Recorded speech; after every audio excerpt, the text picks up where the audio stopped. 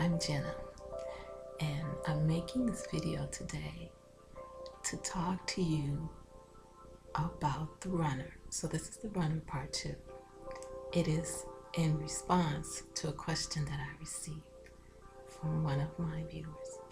And so the question is, what do you do when you are harmonizing with your twin flame, but he or she is married and they're a runner? And so in order to explain from my perspective, I have to give you a little bit of my personal background. Now, as I said before, I was married to my twin flame for 19 years. I'm a widow. And so now I have to explain how we started. We met at work, and he was attracted to me. And so he just asked me to help him and to do things with him after work. And we started out as a purely platonic relationship. We never even touched each other because he was married and he had a little girl. And his was an arranged marriage, so he really didn't know anything about dating. His people don't date at that time. And so he didn't know anything about dating. So he just would ask me to go shopping with him for his daughter, or to have lunch with him or dinner with him and meet him after work. And so I did that, and we were just friends. And this went on for about 3 weeks, and we would just talk. He really needed someone to talk to. And so we became really good friends.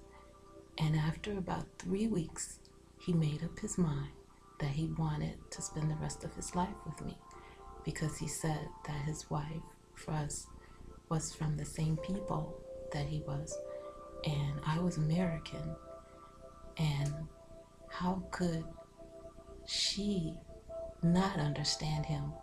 And I did, and I totally understood him. And so he decided that that is the way he wanted to live the rest of his life, and that was the relationship that he wanted. He wanted a friend. He wanted to be married to his best friend. And basically, that's what we were our whole lives.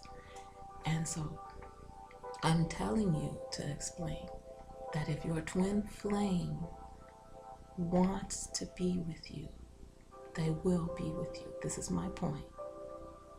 If your twin flame wants to be in a relationship with you, if they want to be in union with you, they will.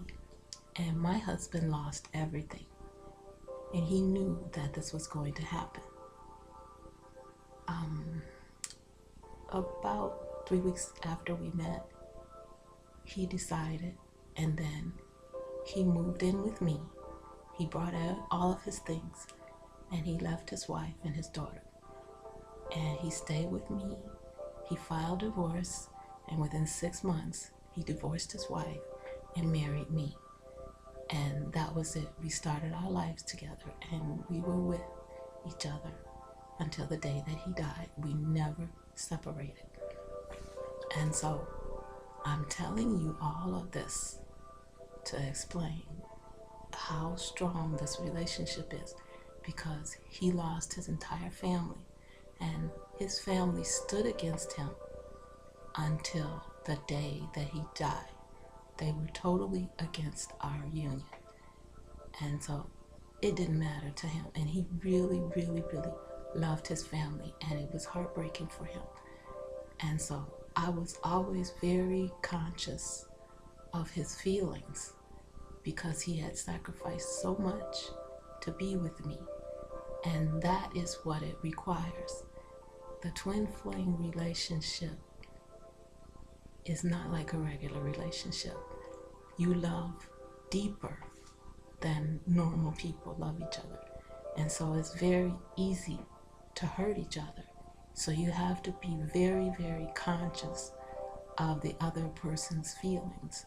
You have to think about their feelings and you have to be more considerate than you would in a normal relationship, because we are very sensitive not only to the words that we say to each other, but we pick up on each other's thoughts.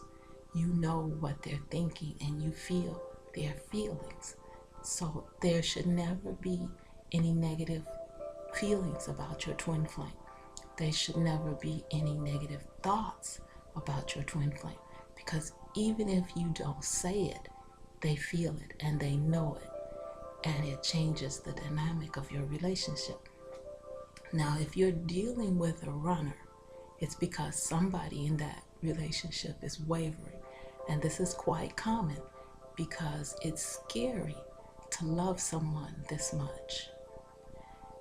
I was the one who wavered in this relationship. I was the runner. And when we first met, I had a lot of guilt about him leaving his wife and daughter, because my parents were divorced when I was 2 years old, and my dad left he left my mom for another woman. And I had a lot of guilt surrounding him, my husband, leaving his wife. And so you have to understand that this is the dynamic that we're dealing with. Somebody has a doubt, but my relationship worked out because he never wavered. He was quite sure this was what he wanted. And so you have to understand that you got to be honest with yourself. Do you ever waver, whether it is consciously or unconsciously? And it's quite common. I mean, one day you love that person more than anything in the world, and the next day you think maybe it's not such a good idea. You get scared because that relationship is so intense. And so this is why we sabotage. Many times we sabotage this relationship. And I hope this helps. So ask yourself the important questions. Is this what I really want? Am I wavering? Am I going back and forth?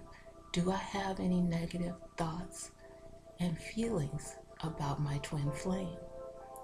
Or do I love them intensely? Am I always positive toward them?